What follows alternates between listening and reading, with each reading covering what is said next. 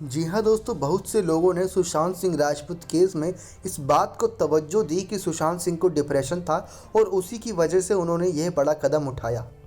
लेकिन दोस्तों, कई फैंस इस बात को मानने के लिए अभी भी राजी नहीं हैं।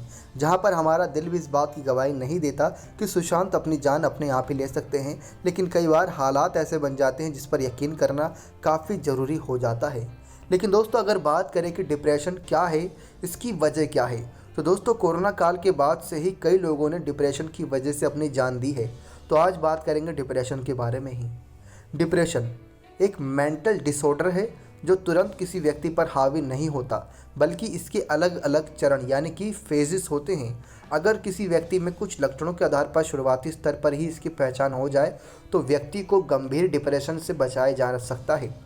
इसी के साथ दोस्तों, आप सभी को बता दें इसके चरण के बारे में। तो सबसे पहले व्यक्ति को स्ट्रेस यानी कि काफ़ी तनाव होता है। इसका कारण होता है सामाजिक, आर्थिक या फिर इमोशनली, कुछ भी हो सकता है। स्ट्रेस को कम करने का जो प्रयास ना किया जाए तो यह एंग्जाइटी में बदल जाता है। यदि एंग्जाइटी लंबे समय तक बनी रहे और उसका ट्रीटमेंट ना हो तो वह डिप्रेशन का रूप भी ले लेती है। क्योंकि दोस्तों, डिप्रेशन की शुरुआत हर समय नेगेटिव विचारों से घिरे रहने के कारण होती है। ना चाहते हुए भी व्यक्ति के दिमाग में नेगेटिविटी बातें आ जाती हैं। उसके ये विचार उसके ब्रेन पर हावी होने लगते हैं और फिर उस व्यक्ति का व्यवहार भी इन विचारों की तरह नेगेटिव होने लगता है। तो वहीं दूसरा ये है कि क्रॉनिक डिप्रेशन, इस स्थिति में पेशेंट को अकेलापन, निराशा, घबराहट इस हद तक घेर लेती है कि उसे अकेले हो जाने से डर भी लगता है और किसी की सलाह पर वह आराम से भरोसा भी नहीं कर पाता है। उसे लगता है कि उसे कोई नहीं समझता, वह दुनिया में बहुत अकेला है और किसी को उसकी ज़रूरत नहीं है। ये सभी विचार हार्मोनल डिसबैलेंस के चलते आते हैं। दोस्तों, अभी तक हमने आपको 2 चरण बताए हैं। अगर आपको इन दोनों में से कोई भी लगता हो तो आप अभी अपना इलाज करवा लीजिए, क्योंकि देर काफ़ी हो जाती है तो दिक्कत हो जाती है। क्योंकि मेडिकल की भाषा में जाने तो डिप्रेशन का मुख्य कारण हमारे ब्रेन में सेरोटोनिन हार्मोन की कमी होती है।